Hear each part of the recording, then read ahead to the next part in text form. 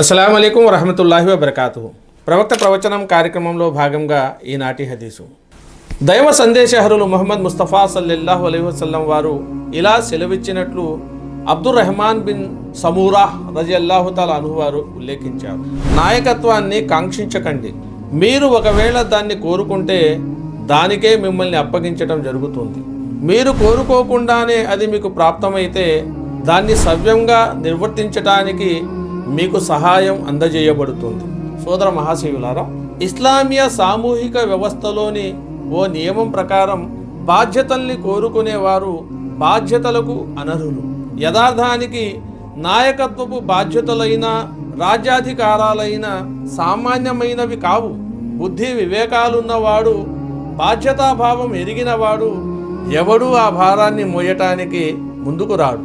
ఒకవేళ ఎవరైనా అలా ముందుకు వచ్చినట్లు సూచనలు కానవచ్చినా, లేక వాటికై అతను తాపత్రయపడి ప్రయత్నాలు చేసినా దానికి రెండు అర్థాలు.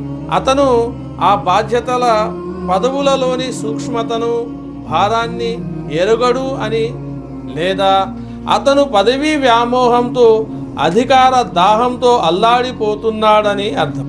ఈ రెండింటిలో ఏది వాస్తవమైన అతను ఆ పదవికి అనర్హుడు అనటానికి అదే చాలు.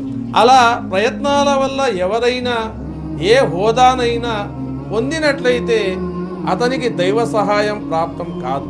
అతను ఆ బాధ్యత మోపే కార్యభారం వల్ల అందులోనే సతమతమవుతూ ఉంటాడు, వాటికే అంకితమైపోతాడు, దానికి అప్పగించబడతాడు అన్న మాటల ద్వారా వ్యక్తం చేయడం జరిగింది.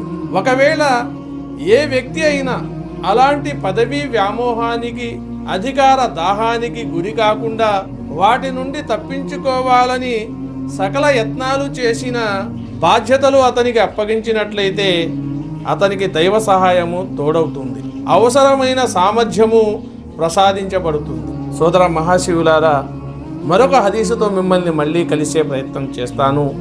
అంతవరకు సెలవు. అస్సలాము అలైకుం వరహమతుల్లాహి వబర్కాతుహు.